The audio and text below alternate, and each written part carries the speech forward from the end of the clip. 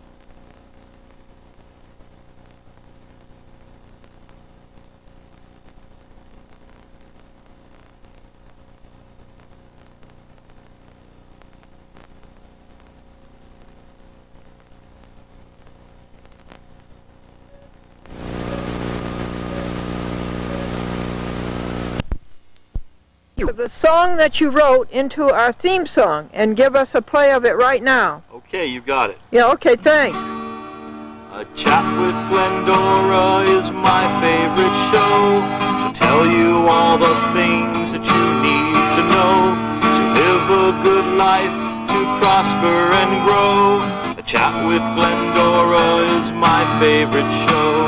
The chemtrails, the crooked courts, the liars for hire. She'll tell you a joke and then make you smile. She'll tell you all good things that you need to know. A Chat with Glendora is my favorite show. There's cat's tales and wives' tales and long talks with God. There's interviews and recipes and even my dog. There's singing, there's dancing, there's you and there's me.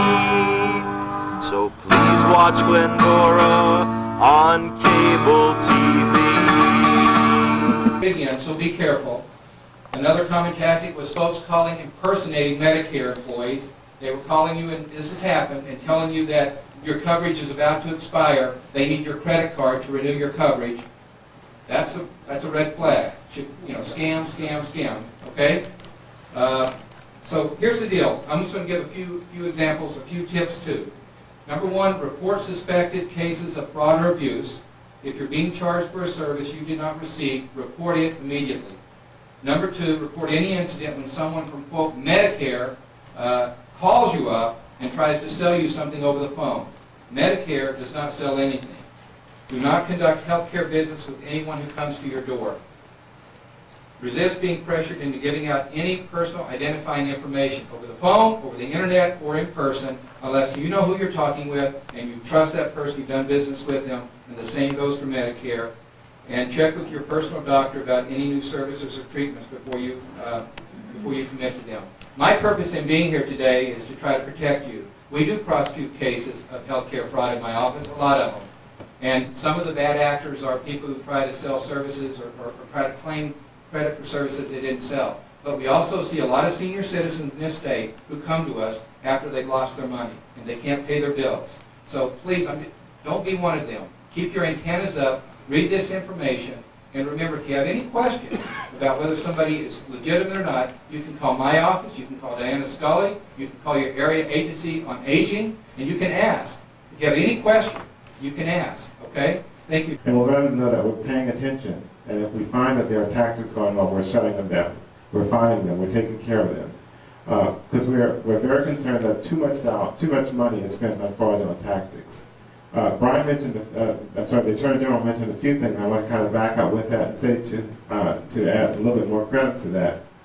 We were at an event just a few days ago, because we've been all over the country on the Medicare bus. And at an event yesterday, one of the seniors mentioned that a pharmacist had filled a prescription incorrectly. She had this one drug that she was taking, which is 50 milligrams, and he filled it with 25 milligrams.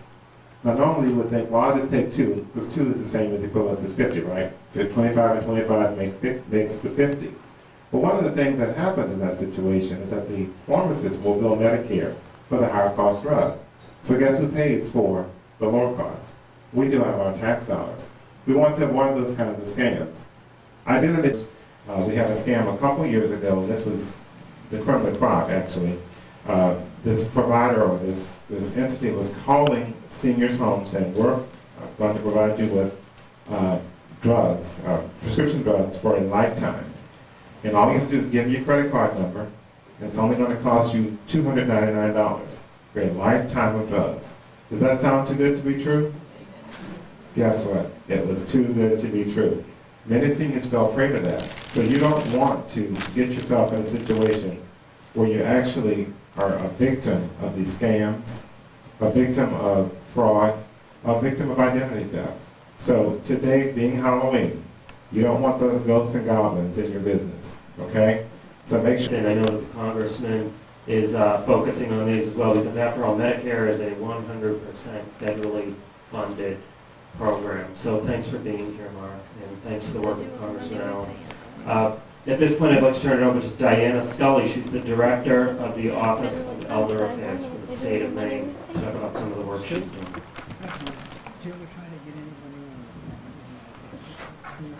Thank you very much. It's a pleasure to be here this afternoon I'm actually here on behalf of our Commissioner of Health and Human Services, Brenda Harvey. But I am very glad to have this opportunity.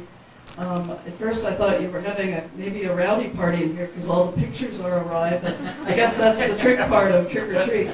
So you're all in the spirit of the day. I want to thank our federal partners for coming to Maine from Boston, and I know you've been on the road a lot, just to help remind us that we need to be vigilant and careful about the upcoming enrollment period. It's a very important thing that you're doing, and we appreciate it.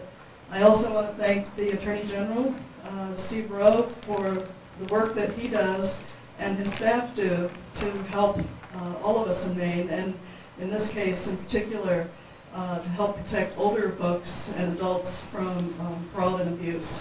He's a wonderful spokesperson, and we're lucky to have him. This is for the elderly, for the Senior Medicare Patrol project that we do here in Maine. You know, we have over 60 both volunteers and staff people who are helping seniors address issues, and, you know, be protected from fraud and abuse. And their efforts are so important, and we appreciate them so much. So we really, really do thank you very, very much. We've been involved in this work. At the end of these comments, I'm trying to keep them short for you.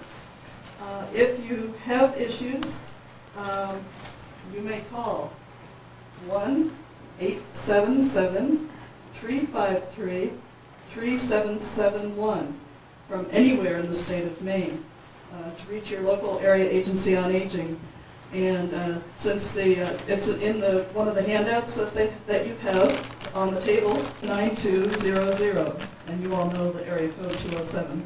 So anyway, one other point, I just want to say that during the first 6 months of this year, through those volunteers, the 60 volunteers and staff, we've reached 3,800 people to help them. And, you know, that's a lot of people in a short time. So I have a feeling the pace will even pick up more as this enrollment period comes along. So thank you very much, everybody, and be careful, be vigilant, and we're here to help as well.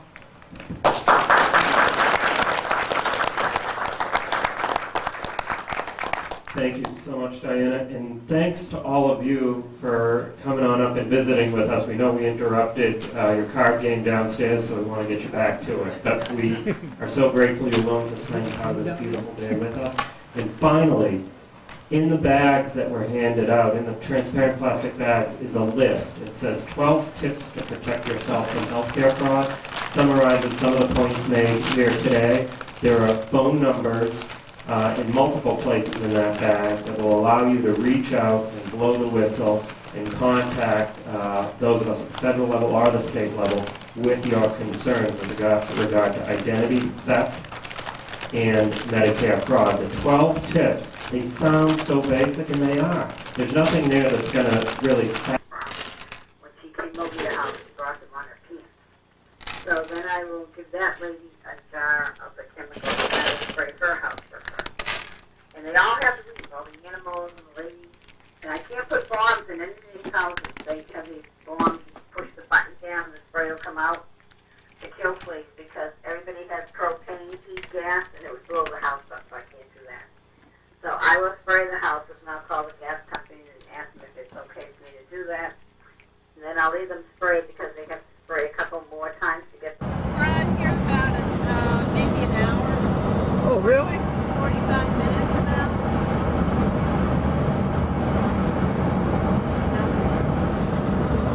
About an hour on this, right, Dave? About an hour.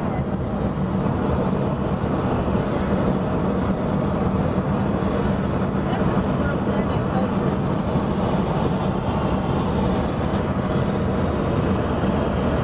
Doug's been so sick with that bug. I've been throwing boiling water on everything. Washing clothes and sheets and towels well, it gets up there. Clinton, Mass. It gets up there. 495 Leominster, Massachusetts. 2:15 p.m. What's the mileage, Doc? 166. 166 miles from the Happy House.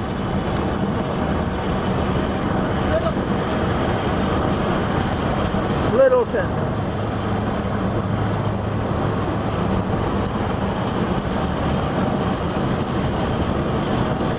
Guys, those things are very expensive, those airstreams. Did you know that? 7 o'clock Thursday morning, we got out there lunchtime, their time, and met up with Jones's there for lunch. And they went on Methuen, San Francisco. Lawrence, Lowell.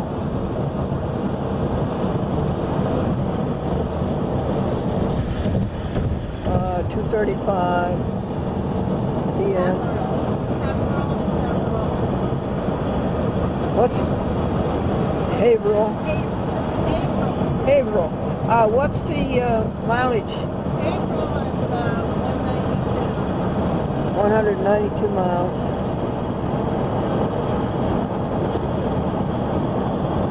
Coming to the